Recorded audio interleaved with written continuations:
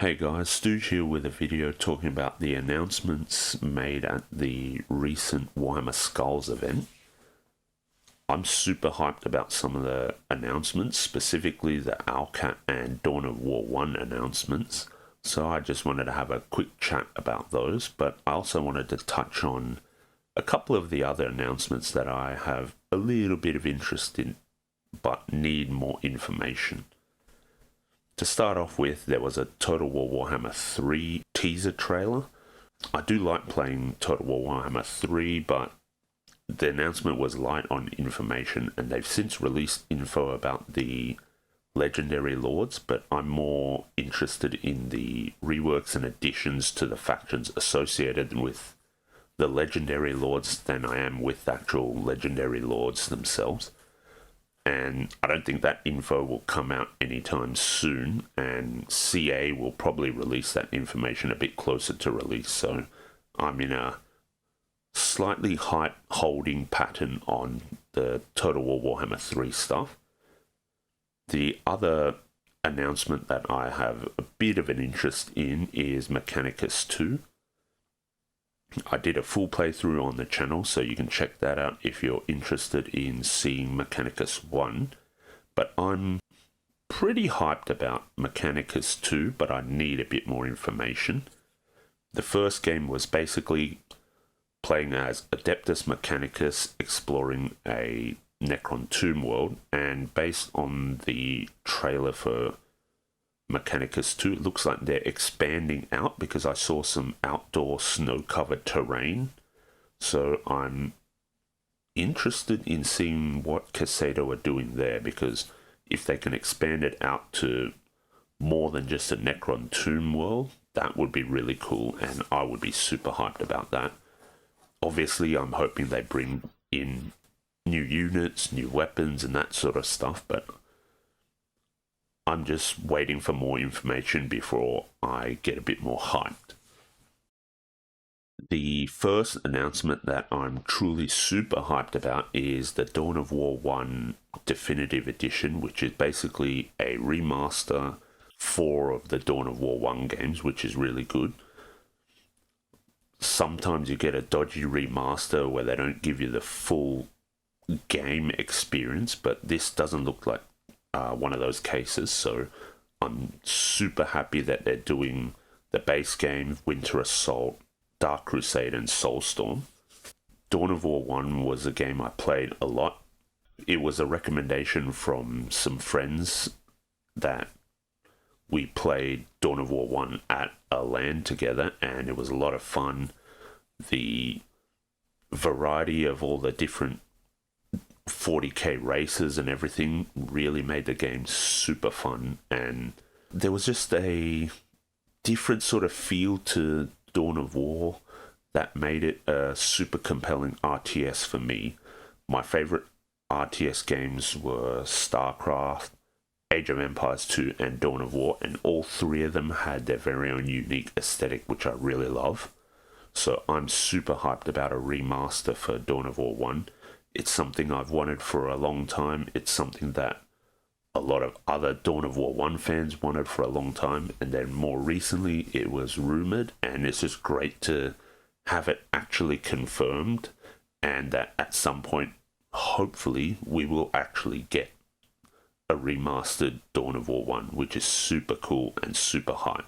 So I'm really happy about that. The next hype announcement is obviously that Lex Imperialis DLC for Rogue Trader is coming out on June 24th. Rogue Trader was my very first playthrough that I did for the channel, and I haven't actually played much of it since I finished that run, so I think Lex Imperialis will be a good time for me to get back in. Initially, I was only going to do a new run once all the DLC content had come out, but since Owlcat announced that there's going to be a Season Pass 2, the full content is obviously not going to be done for a while now, so it's probably a good time for me to get back into Rogue Trader once Lex Imperialis comes out. Lex Imperialis features a new companion, and I think yesterday, from the time of recording, the devs showed a portrait for the new companion, and he looks totally badass. He's got the Cyber Mastiff pet, and that looks really cool as well. There's a new companion, there's a new archetype, which is the Overseer, and that is the pet class. Owlcat is famous for their pet classes now, since Wrath of the Righteous, so it was inevitable that a pet archetype would make it into Rogue Trader, I guess. The pets you can get are the Cyber Mastiff, Cyber Raven, Cyber Eagle, and a Silver Skull Swarm.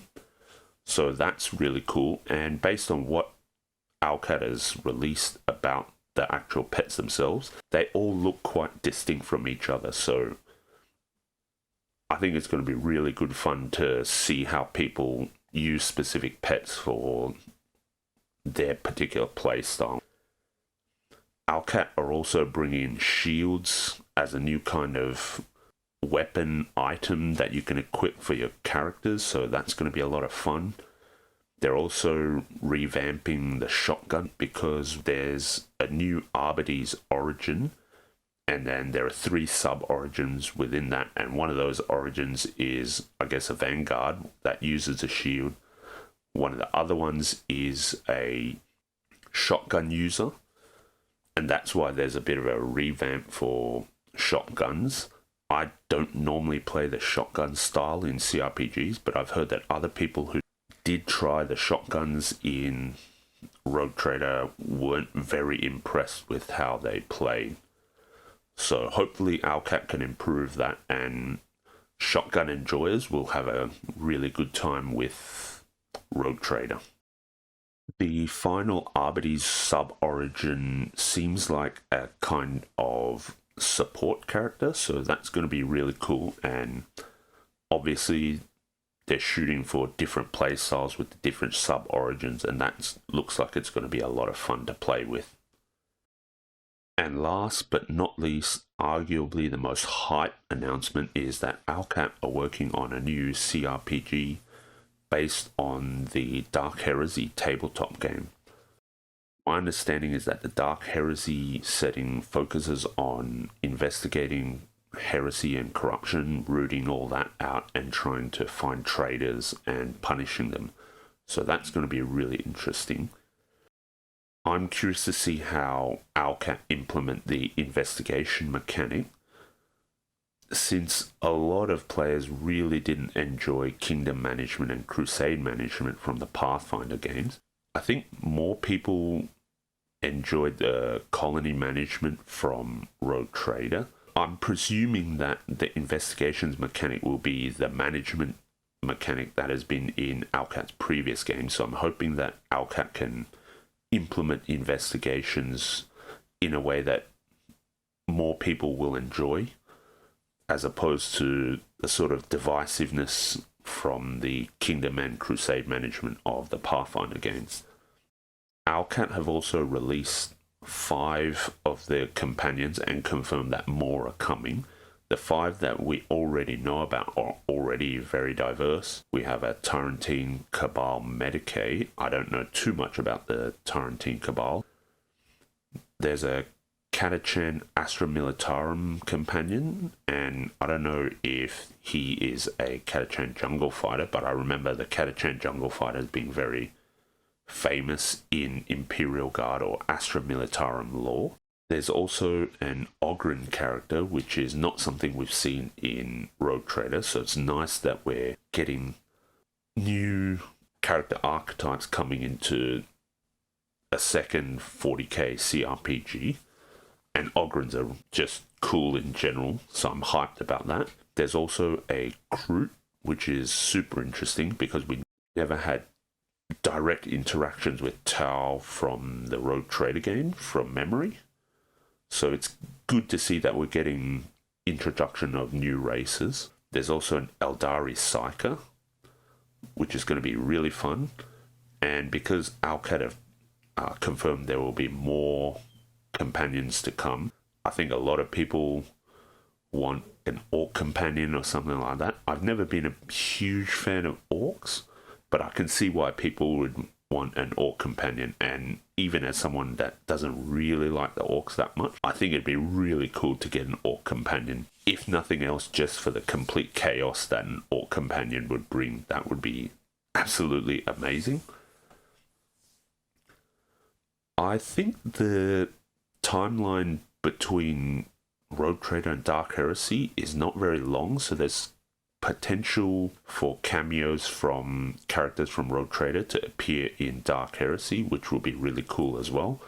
Alcat have done that in previous games with, I think, Storyteller and also Arsino coming from Kingmaker and even being major characters in Wrath as well. So Alcat also have formed bringing characters forward from linked games, so I'm hoping there will be links between the two games, which will be really cool.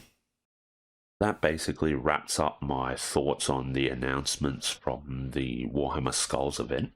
I'm obviously super hyped about Dawn of War 1 Remaster, Lex Imperialis, and Dark Heresy. Feel free to hit the subscribe button and drop a like on the video. Thanks a lot for watching. Let me know down below what you're hyped for from the Skulls events announcements, and I hope you have a great day.